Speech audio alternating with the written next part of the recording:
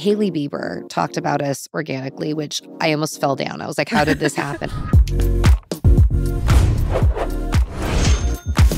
Hey everyone, welcome to Shopify Masters, your companion for starting and building a business. I'm Shuang Esther Shan.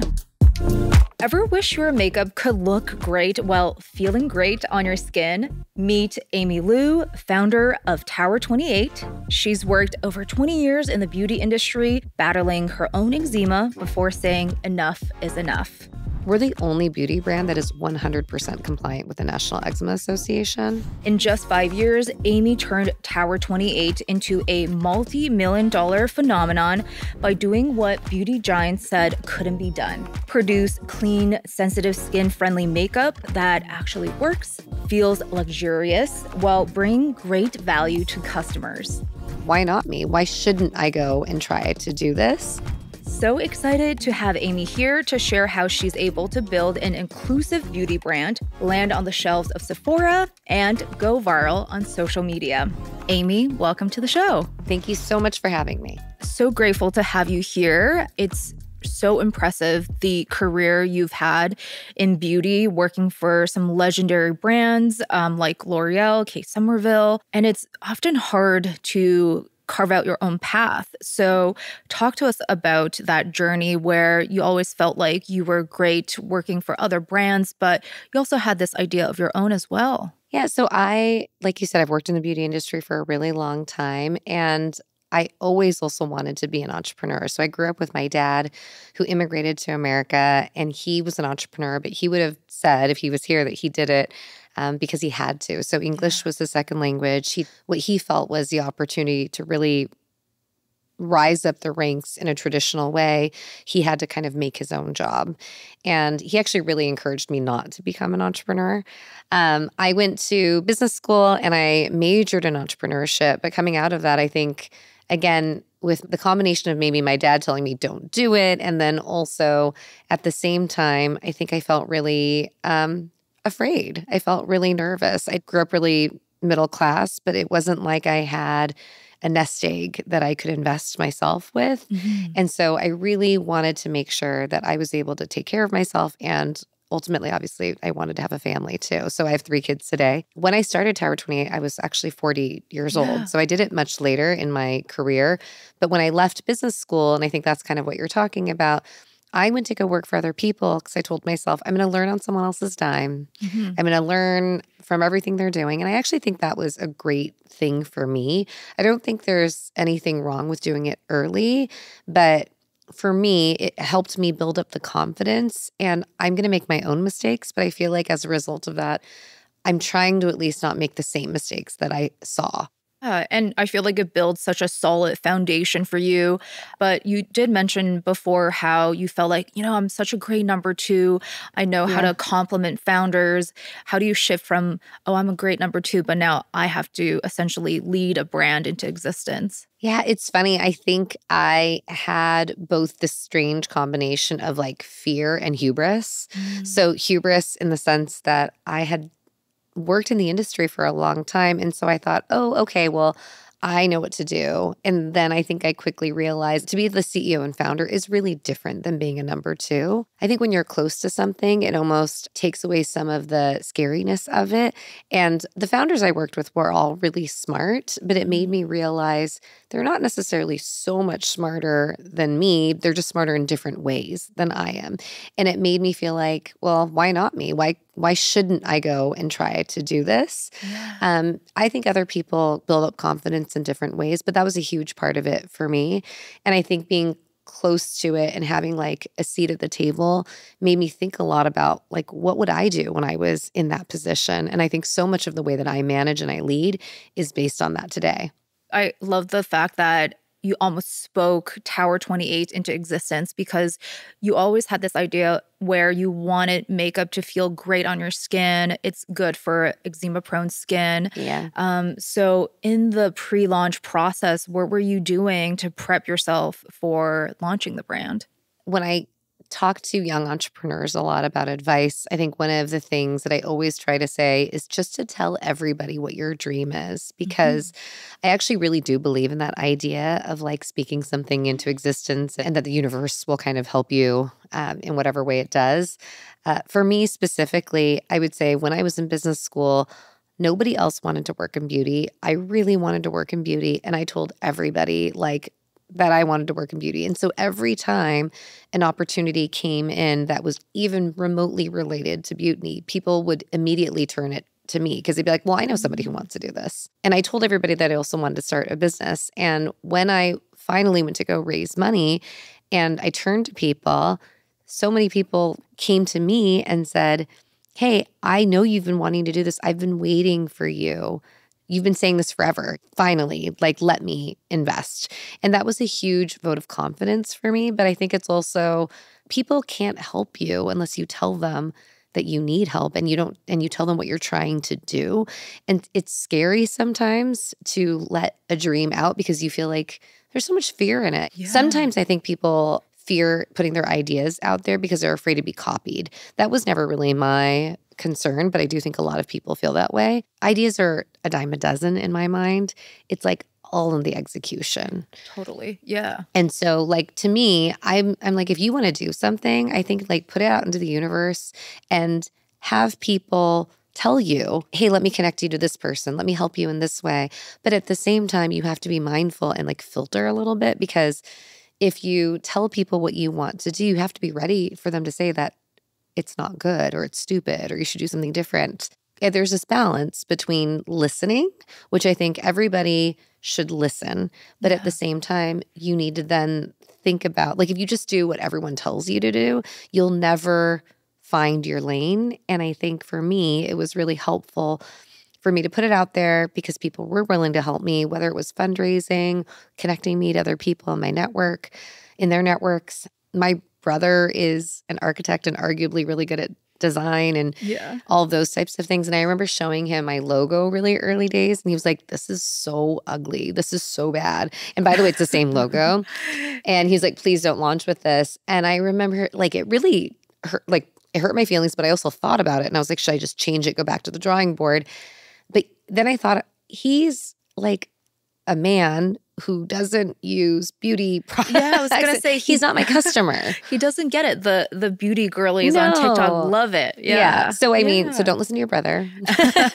He has his own merits. But like, I guess I'm just saying, like, you have to have some conviction, but then also be willing to listen. You got to like seek feedback, but be critical and understanding and confident in what you want to absorb as feedback. Yeah, because otherwise you will zig and zag too much. You can't please everybody. And you have to, at your core, know who you are, but then also be willing to pivot, if that makes sense, right? Because if you put something into the world and the customer doesn't jive with it, like you're not finding that product market fit, you also have to be willing to listen. Well, I think the concept for Tower 28 is so powerful because a lot of people right now, especially, like they care about skincare. They wish products like this existed.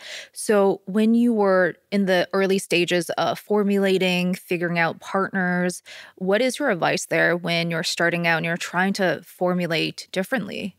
I think you have to have something about what you're doing that is really unique and that people resonate with. I really believe in the problem solution concept. I remember I had a professor once who told me, don't sell a vitamin, sell a painkiller. And the idea is that like vitamins are nice to haves, right? Like you can go a day and like skip your vitamin, but like if you need an Advil, you need an Advil. Like that really makes a difference for you. And so if you can solve a problem, that's what you should try to do. What I try to do is to solve my own problem. So I've had eczema my entire adult life. I've worked in the beauty industry. I was always the person who was going to Sephora, Nordstrom, Neiman's, and bringing them the next innovation in like foundation or skincare and saying like, hey, this is going to make your skin look perfect and aspirational. But yet I was like, don't look at my skin, because I would get eczema on my face and I would get it on my hands. And I was just really self-conscious of it. Eczema, they say, has no cure and no cause, which is really frustrating, right? But then if those two things are true, fine. But then I also just want to cover it up to make my skin look better. And I was working and I have worked in beauty for so long that I wanted really good products. And when I went to go cover up my skin, I felt like I was so nervous that it was making my skin worse and it was just perpetuating my problem because products that are high performance before were not necessarily clean. They had a lot of things in there that potentially could be bad for your skin. And they say that what you put on your skin goes into your, they say 70% of what you put on your skin goes into your bloodstream. I don't know if that's true, but if that's on a good skin barrier, I feel like when you have eczema, acne, anything where your skin barrier is compromised, then everything's kind of going into your skin. And so you should just be more careful about what you're putting on it. So I wanted products that were clean. And then I also wanted products that were safe for sensitive skin. So given that I have eczema, like that was something that was really important to me. But I also didn't want them to be, I don't know, boring and clinical. Yeah. And I also wanted them to be really high performance. And then the last part is like accessibly priced. And so for me, that means I still want to shop at Sephora. I still want to go to Goop and these high-end retailers.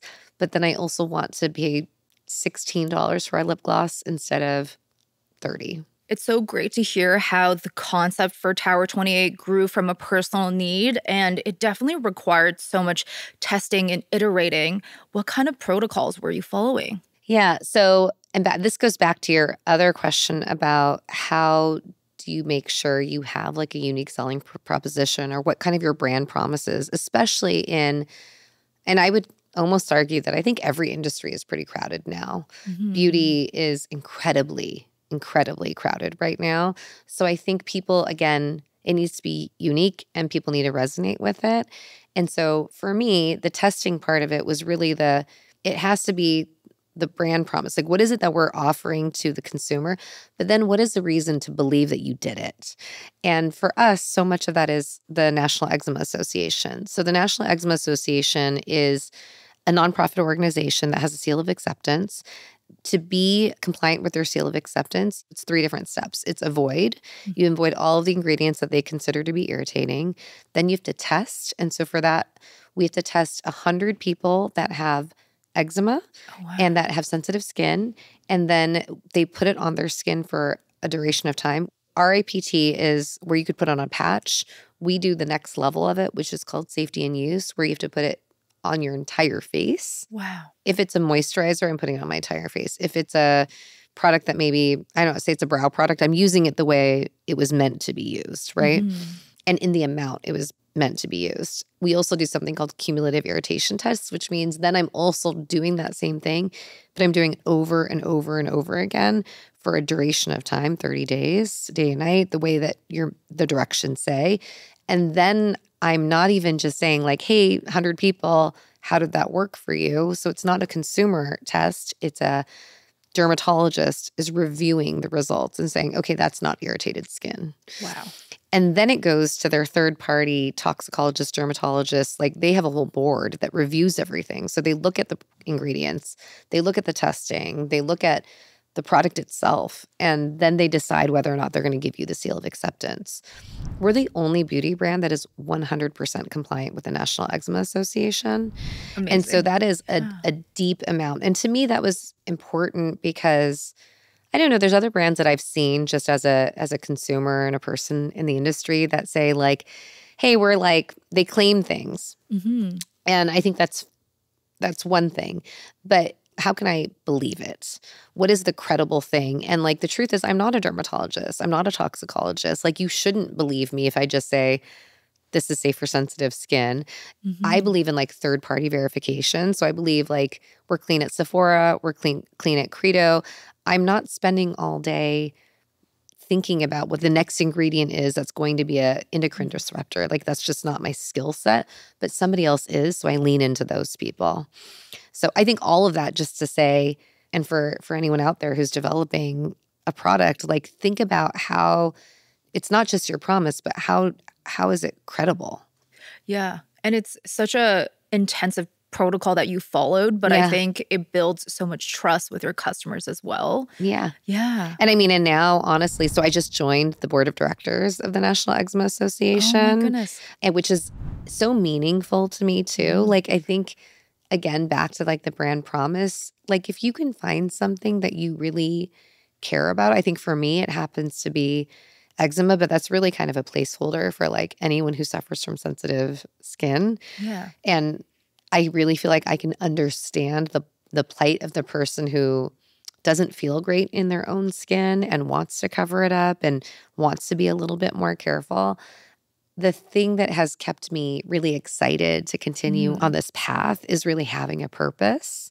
And that's why I just recently joined the board, because it's the National Eczema Association does more than the seal of acceptance. They do a really great job of, yes, the seal, which I kind of lump into the education side, but they also work a lot in advocacy and research as well. And so now, like, I see where the money is going. I see what is being done for like non-steroidal, efficacy, like different kinds of remedies that they're working on. Yeah, and what a beautiful full circle moment as well. And I feel like that also just highlights like the partnerships you have as well through this protocol process.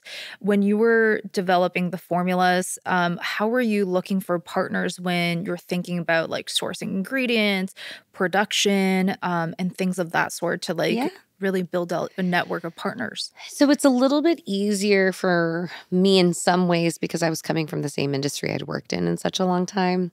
So I just, in general, I believe that people earn their reputations. And the same is true whether you're talking about people you're hiring or you're talking about retail partners or you're talking about vendors. And so for vendors, I mean, so much of what you need is somebody who can scale, somebody who can act quickly, someone who will do what they say when they say they'll do it. Yeah. And so I did. I kind of canvassed and I asked around. But I think the other requirements to think about is, especially if you're making a physical product and you need to think about production, it's like, where is it being made? What are the MOQs? Because will they work with you when you're small? And what does that look like? But can they also look at the scalability and the portfolio of brands that they currently carry? Because, like, for instance, our original vendor was also working on Ilia. And I was like, well, if you can do Ilia, then you're obviously able to meet that level of scale as you are to doing mine. But, like, can we then negotiate on, like, what an MOQ might look like? In the beginning, I was making 2,000 pieces of each SKU, which, now we're making much more. So you want someone that you can trust, someone you like working with. And I would ask around. Such great advice, because I feel like, to your point, you're bringing in decades of experience into the brand. Were there something that you wanted to do differently when you were starting Tower 28 as well? I mean, there's so many things I wanted to do differently. I think we talked a little bit about the product side was a huge part of it, right? Like, I wanted the products really to be efficacious. I started the company 6 years ago. I raised money 5 years ago. Almost 5 years ago, we launched. And 6 years ago, I would say, like, the idea of clean beauty was really different, where it was very expensive and not very efficacious necessarily. And it was also very highly natural. And so before I started Tower 28, I worked at one of the pioneering beauty brands that was pioneering in the clean beauty space. And so what we used to do is we used to write on every box, we would write how natural it is, because that's what clean meant. We would be like 85% natural, 90% natural. And that was like a big part of it. The world evolves, right? So like now we know that natural doesn't necessarily mean good for you. Like I always say, like, poison ivy is clean. It doesn't mean that it's like safe for sensitive skin. Yeah. So that part of it, for sure, product. But I always go back to, at the core of it, it's like product and people. That's really what makes a business. So the product part of it is that. The people part of it, again, I think because I had been an employee for such a long time, I think you parent in a way often that is dependent on what you got. So like you try to fix the things that you wish you had differently, and you try to keep the things that you got from your parents. I think I manage in a really similar way, and I've tried to create a culture and a business that is very similar, whether we're talking about like give back initiatives or even like, as an example, really early on, we launched in 2019. COVID came very quickly after that. And we, to my knowledge, were the first, at least in my industry, to start doing these things that we call like retreats. And so we started bringing the team together, going to an offsite, because we had just been remote and apart from each other for so long. And we still do this. So every 6 months, we bring the entire team together, and we have gone to Palm Springs, Big Bear, Italy. Italy. Wow. We didn't to Italy once. I don't know if we'll do it again, to be honest with you, because it was a lot of planning and we were smaller back then. But the idea is just to really invest in the people and in the team. I always feel like if you take care of your team, they'll take care of your customer. But you can't do one without the other. Yeah, you're building a cycle of positivity so that, great team means great customers. And Well, and I also like to think that like, I say this all the time to my team too, but like you can pay someone to do their job, but you can't pay people to care. And so I think no one has the space to be able to care if they don't feel cared for themselves. And so I think like we try to invest in like, actually tomorrow we have this leadership coach that's coming in and like going through a series of these. So we learn how to like be a high performance organization that knows how to give feedback, that can handle conflict management, that we can be stronger managers. And so we really just try to invest in the team. We have monthly lunch and learns where we have somebody from outside the industry come in.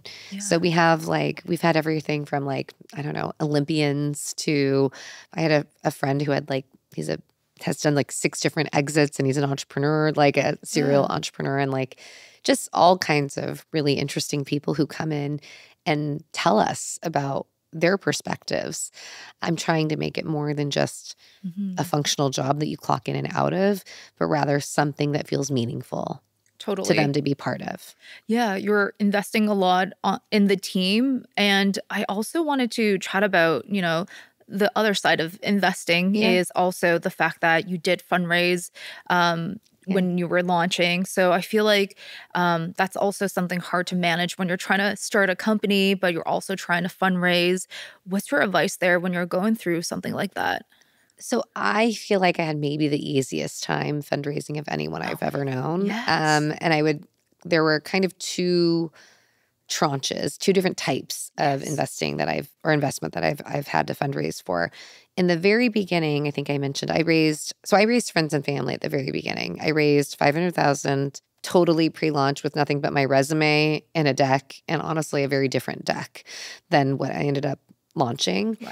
I don't even think anyone really looked at the deck. I think it was very much based on just like who I am and my background. It was how I raised the initial 500. Yeah.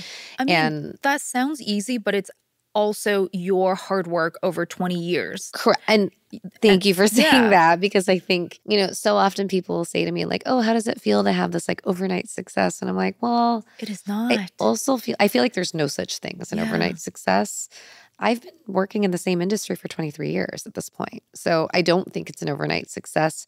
That said, I think I worked really hard, and I still feel like I work really hard. But then I think there are certain parts that came a little bit easier because of that. So for instance, when I did my fundraise in the beginning, I was already 40. I had 3 kids. We had a mortgage. We had opted for private school, which we then pulled the kids out of private school. Wow. Life is expensive in LA. I didn't buy my first house until I was 39. So we had just bought our first house. We had just remodeled it.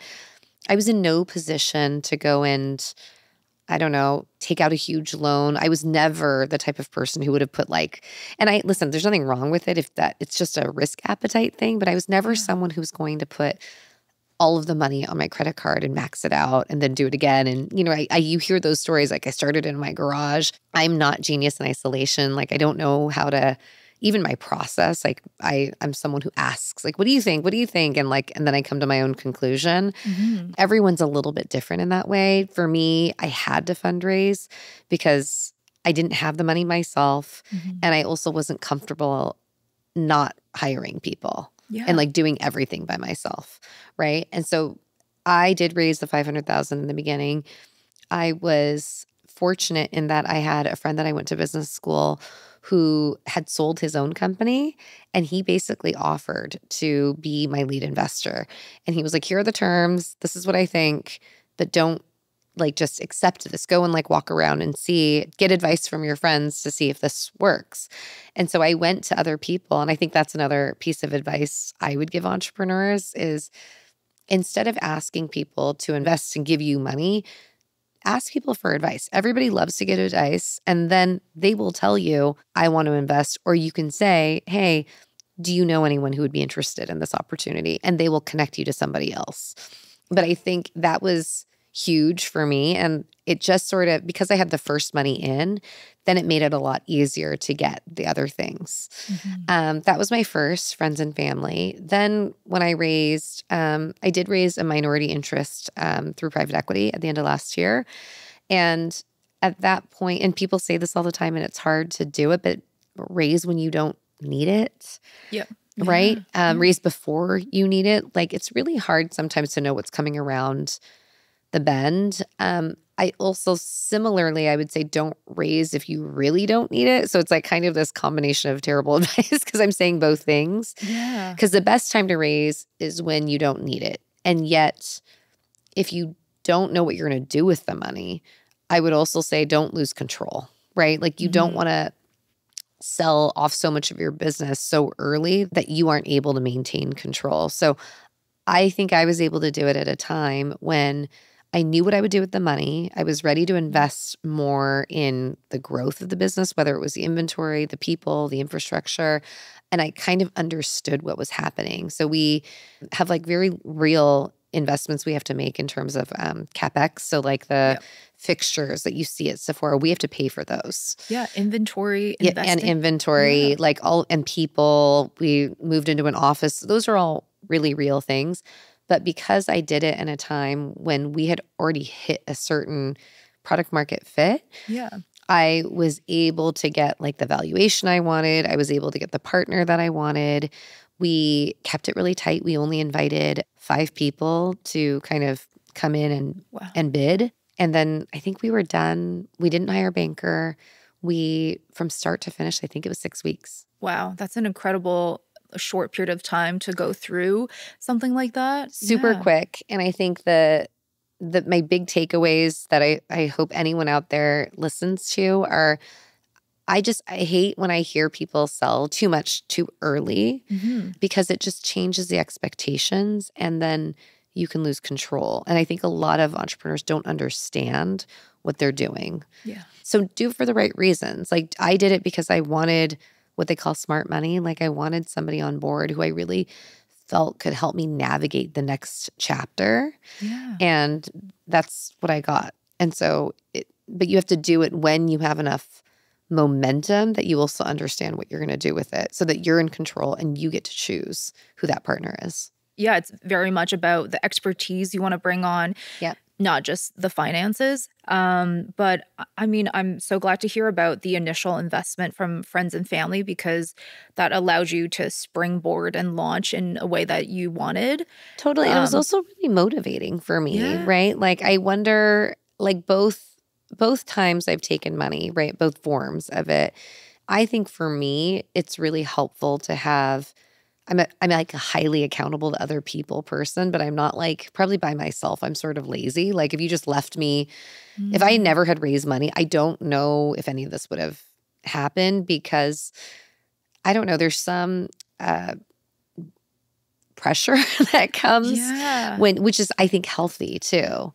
I feel like I'm the same. Like I thrive in group work, which sounds really odd because I feel like students don't like group work and I'm always like I love working in a group. So I think it's group, but it's also like I'm like this is not necessarily a good thing, but you just have to know yourself. I'm someone who likes to get like a gold star. I like to understand what it's like. I was a good student, right? I'm like, tell me how to get an A. And I'll work towards that.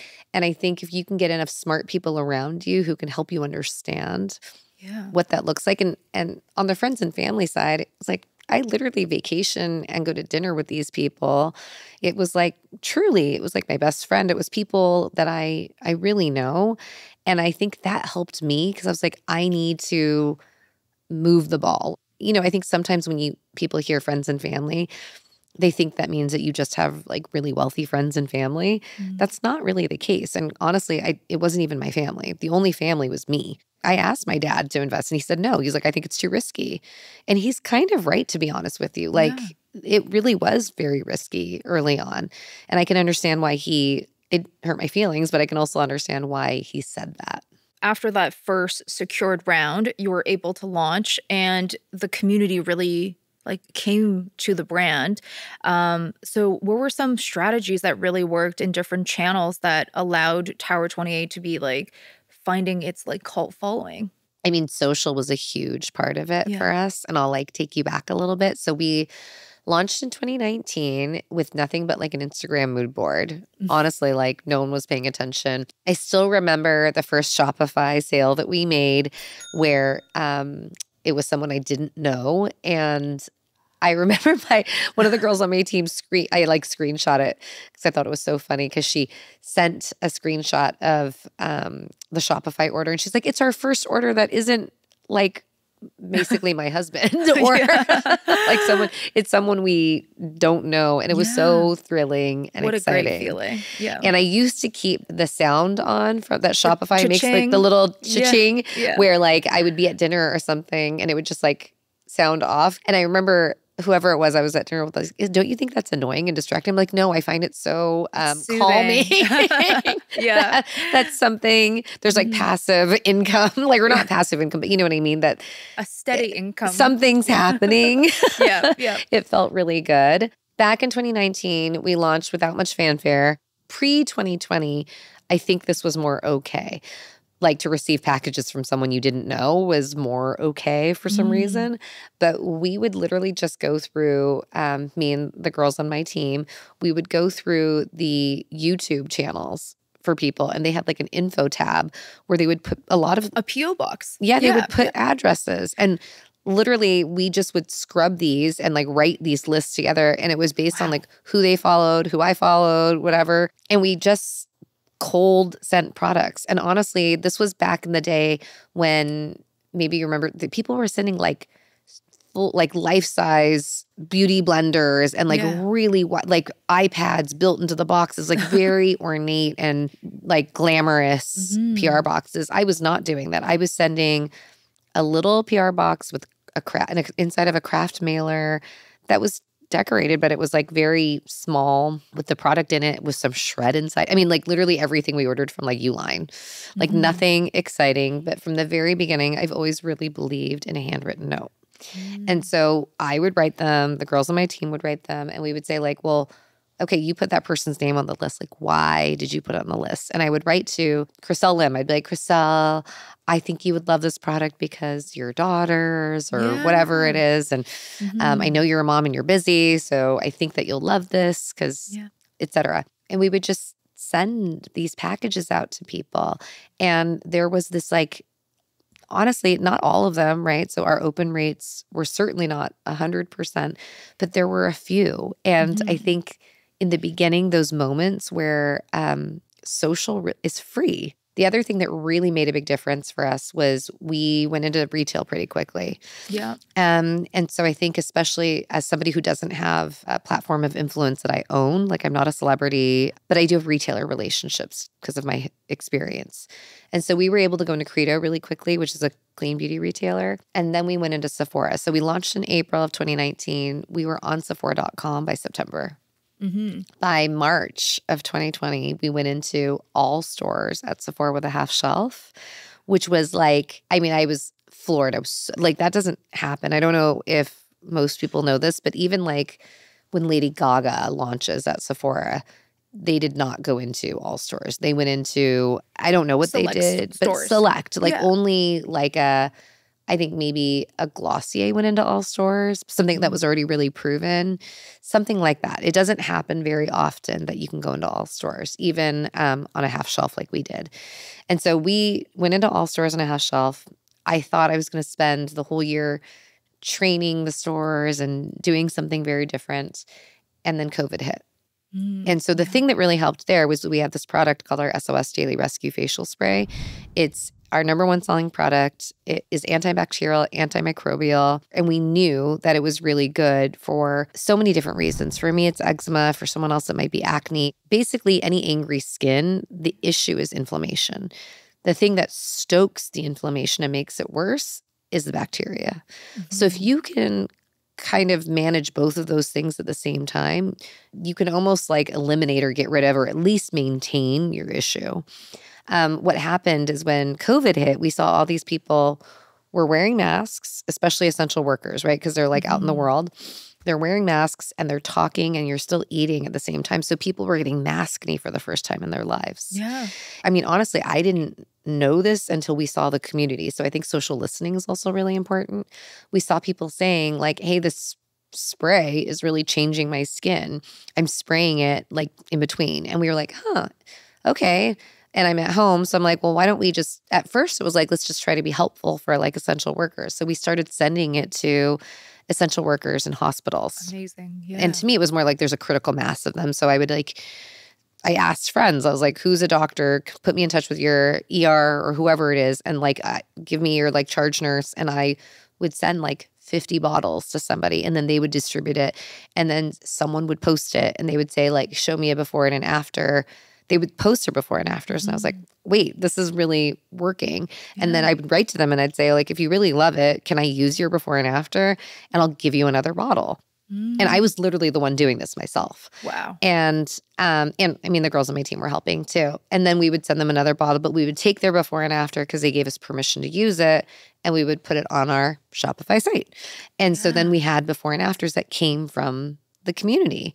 And then it just kind of perpetuated. And I think because normally when you're in a store setting, I don't know if general people know this, but when you go to Sephora, some of the people working there, and even if they're wearing all black, they are hired by the brands. Yes. So they're not necessarily Sephora employees. And a lot of the big companies spend a lot of money on this. And so it's actually sometimes it's hard to be in that environment if you're not spending that money. I think because of COVID, it almost like leveled the playing field. Yeah. Everyone was working with the same tools, social, influencer, right? It was basically all digital. And so then the game was a little bit different. Like, yes, you can spend money on performance marketing, but, and I always say this to my team, like somebody can outspend us, but can we out clever them? Is there a way that we can just be more thoughtful about what we're putting out there? And that's kind of what happened. We had like the right product at the right time. And I think like great marketing is a short-term solution. Great product is a long-term thing. So like I really do believe that like we have great product.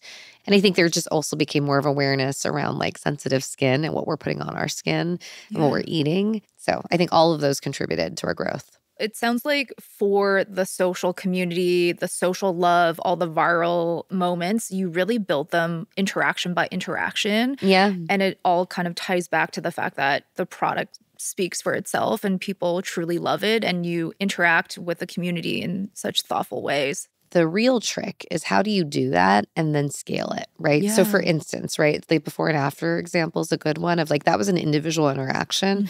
But then I think the magic happens when I can take that before and after and I can share it with the rest of the world, or when I can, like Hailey Bieber talked about us organically, which I almost fell down. I was like, how did this happen? Like so many people started texting me. Yeah. I didn't know her. I didn't know that she knew who we were, nothing. Yeah. And she had just launched Rhode and she posted on her stories and on TikTok, I've been trying all of these lab samples and it's making my skin really irritated.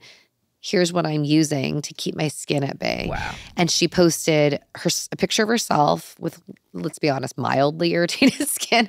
Still beautiful skin. Because she's just so pretty. I don't know, whatever. And then after that, she just posted a picture like from the P page of her product and said that's what she was using. And it could have been just that. But I think for the marketers out there, I think the thing that you really need to do, one, you have to thank, right? So like I don't even know if she ever got it, but I sent her, I think, like an $800 bouquet of flowers because I didn't know what else to send her. Yeah. But then after that, editors wanted to write stories about it. Amazing. Yeah. And so then you're like, they're asking you questions about it. And then you have to like be there to actually feed those stories and be like, okay, well, here is what, hypochlorous acid is, and this is why our product's so great, and here are some before and afters.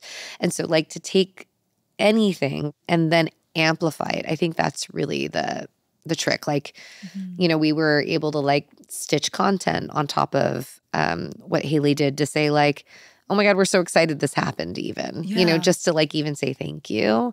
And obviously you want to make sure you're being very respectful of a creator when they do something like that, and ask for permission. But when you get those kind of early moments, it's about the amplification around it. Like, remember, really, again, back to me like wanting gold stars and being a good student. I remember really early on, I had a friend, a mentor, who was a super successful tech founder. And I said, okay, well, how do I know I'm doing a good job? Like, what are my KPIs? What should I be paying attention to? And I thought he was going to say, like, this is what your CAC should be, and this is what your LTV should be, and this is what your AOV should be. And he was like, honestly, throw all of that out the window. He's like, you just need to pay attention in the beginning to momentum. Yeah. Like, you need to be able to feel it, to feel like this is working, because it is so hard to continue investing, not just the money, but like your energy, your time into it. And everybody will feel it. If you don't believe in this, like your retailer partner will feel it, your employees will feel it, your customer will feel it. Like, nothing matters more than your own belief. And the thing that will give you the reason to continue believing is the momentum and feeling like you're actually solving someone's problem. So I do think that's what the focus should be on. Totally. That just creating that cycle of positivity for yourself as well. Yeah. Listen, I find going to like personal appearances, for instance, like as somebody who's never been interested in being like famous. Like, I'm not I'm not a founder who named it. This is not Amy Liu Cosmetics, right? Like I never, as a number 2, I never thought that was something I wanted or would be. And I think beauty didn't used to be like that. Like back in the day, like who knows what Estee Lauder looks like? Nobody knows what Estee Lauder looks like. Clinique, nobody knows who that founder is. And now we know who the founders are because people want to know, like I think they vote with their wallets. And so they want to understand what they're spending their money on and what the person believes, which I think is great. Yeah. Personal appearances used to be really hard for me because I didn't know how to do that. Yeah. And now the part of it that I really love is that like there's no better way to meet my customer, like my true customer, right? Because you can read the reviews, but because so much of the world today is digital, sometimes it can feel not real. Like even if you see the sales, even if you see the reviews, and meeting a real person who's like, this has changed my skin, or I've never been able to wear makeup until now. Like there's nothing more gratifying. And I don't know, I think that we as founders, we need that circle, that full circle experience to keep doing it. I'm so grateful we touched on so many aspects of the business. I do want to close off by a full circle moment because you did mention, you launched a brand when you were 40. Maybe perhaps you felt like this was later than other founders. By no means it is. But I feel like, what is your advice now for founders who are going through that mental thought process of like, when should I start? Am I starting too early, too late? Like, what do you say to them? So first of all, I would say statistically, in the most successful founders, they are actually much older. Or like when they hit success. Maybe that might be indifferent of when they start, but like if you were to cut it that way and be like, okay, at what point they reach success. So I would say for anyone who is thinking about starting it later in their life, I think there is so much positivity around that, and that it is really, ultimately, it's just never too late to be happy. Like if this is something, they always say this when you read studies about happiness, but like on your deathbed, nobody sits around and thinks about they mostly sit around and think about what they didn't do. Like the things that they didn't try to do or they didn't reach for. They don't really think about like their mistakes so much as they think about what they opted out of. And so I would say like if it's something that you think that you might want to do, you should try and give yourself a shot at it, because the not knowing, I think, will be harder for you later. And again, I don't know, I go back to like, why not me? Why not you? Like one thing I think I benefited from was just getting to know more of those people, because I think it becomes less scary. I did not go to an Ivy League school. And I think when I was younger, I felt really intimidated by the fact that like I didn't have this like pedigree, right? And my best friend went to Harvard. And knowing her, she's so smart, she's so capable, but like, and then I met all of her friends and I was like, oh, they're not like, they're so smart and they're so capable, but I don't think they're like so much different. And so then it gives you a little more confidence around it where you're like, okay, like everyone is just different in their own way. So you just have to figure out what your version of smart is. And then if you can put people around you who can complement you, then I think like it's kind of unstoppable. Yeah, I love that. Well, cheers to finding our version of smart. Yeah. Yeah, thank you so much for being here, Amy. Oh, thank you for having me. Amazing. Thank you so much for tuning in. Subscribe to Shopify Masters for new episodes every Tuesday and Thursday, and we will see you next time.